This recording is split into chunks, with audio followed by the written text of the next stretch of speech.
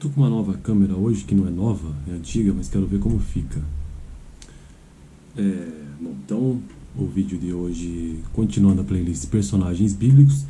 O vídeo anterior eu comecei a fazer a leitura sobre Amós, então hoje é a parte 2 de Amós. Por outro lado, com exceção de alguns poucos plutocratas, relembrando, né?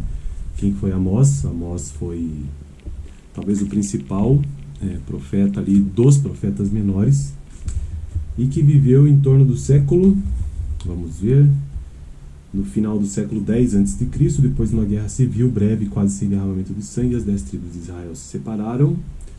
Quero ver onde que está especificamente. Bom, na verdade a gente vai descobrir ao longo do texto de hoje. Ele nasceu no início do século 8 a.C., no vilarejo de Tecoa, no reino do sul, Judá. A vida de pastor, ou melhor, por outro lado, com exceção de alguns poucos plutocratas, as divisões de classes não eram rígidas em Judá, da época de Amós. Educação e erudição não se limitavam a poucos da elite, e muitas pessoas das classes trabalhadoras, não só letradas, mas, como também recebiam instrução para aprender a pensar e a raciocinar. Um grande número de líderes judeus é proveniente das classes mais pobres, talvez Amós fosse um deles. A vida de pastor não era necessariamente de isolamento e ignorância. A própria natureza do trabalho de um criador de ovelhas bem-sucedido envolvia um grande número de viagens, não apenas de uma região para outra, para encontrar pastos, mas também aos grandes centros urbanos a fim de negociar as ovelhas e a lã. Amós pode ter viajado na direção norte até o grande mercado de Damasco. Qualquer homem com a sensibilidade de Amós para a importância de obedecer a Deus seria um observador perspicaz da situação religiosa e política à sua volta. Por ser uma pessoa de fora, talvez tivesse mais consciência do perigo iminente dos assírios do que aqueles que passaram toda a sua vida sob ameaça e, portanto, acabaram se acostumando com ela.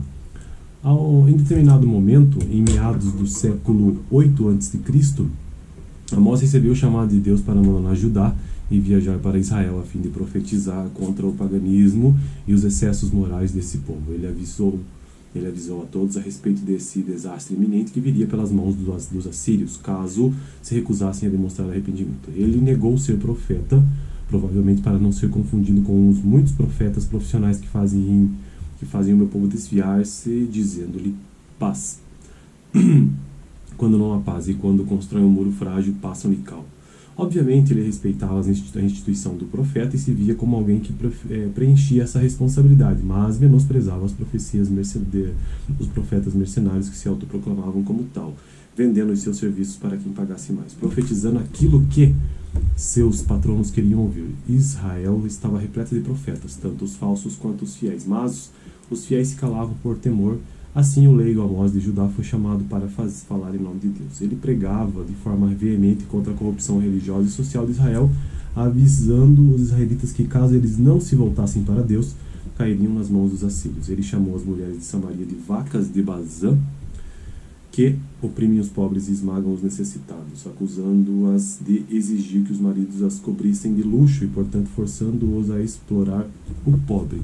É relevante o fato de Amós sempre se referir ao Senhor como Deus dos exércitos ou Senhor Jeová, e jamais Deus de Israel, a forma usual para se referir a Deus naquela época. Amós aparentemente tenta escapar do nacionalismo tacanho que infectara o judaísmo. Sua referência ao Senhor como Senhor Jeová enfatiza o fato de que Deus é a fonte de toda a criação, não apenas de Israel. Amós, de forma distinta de um comportamento seu, Amós, de forma distinta de um contemporâneo seu, Oséias, não fez profecias com relação ao futuro de Israel. Isso pode ser em razão de estar focando apenas o perigo iminente, ou talvez tenha visto que Israel não tinha futuro. Não fica claro quanto tempo Amós pregou no norte, mas é improvável que tenha sido por mais de alguns meses. Parece que passou a maior parte de seu tempo no santuário de Betel, o centro religioso de Israel. Suas palavras, no entanto, alcançaram muita gente, pois pessoas de todo o reino norte faziam peregrinação a Betel. Em alguns momentos parecia que falava diretamente aos samaritanos. Em contrapartida, ele pode também ter viajado para Samaria. Seu ministério em Israel acabou em Betel quando foi expulso pelo rei Jeroboão II por pressão do sumo sacerdote Amazias. Deus disse a Amós para voltar a Judá, porque entregaria Israel nas mãos dos assírios. Estudiosos diferem quanto ao registro das palavras de Amós, se foram escritas por ele ou por algum escriba contemporâneo, ou ainda se foi escrita posteriormente depois de ser perpetuada pela tradição oral.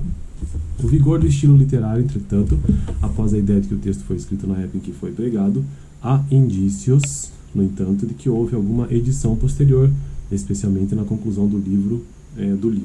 Esse final hollywoodiano é totalmente inconsistente com o resto da pregação de Amós. Trata-se, sem sombra de dúvida, de uma adição posterior. Nada se sabe sobre Amós após seu retorno a Judá. Talvez ele tenha escrito as profecias que pregou para Israel. Apenas um pequeno fragmento de sua vida é conhecido, mas, mesmo assim, ele deixou um legado que, 27 séculos depois, ainda é lembrado e honrado. Texto longo, da parte 2 do livro de Amós. Próximo vídeo, Ana, a mulher de Eucana.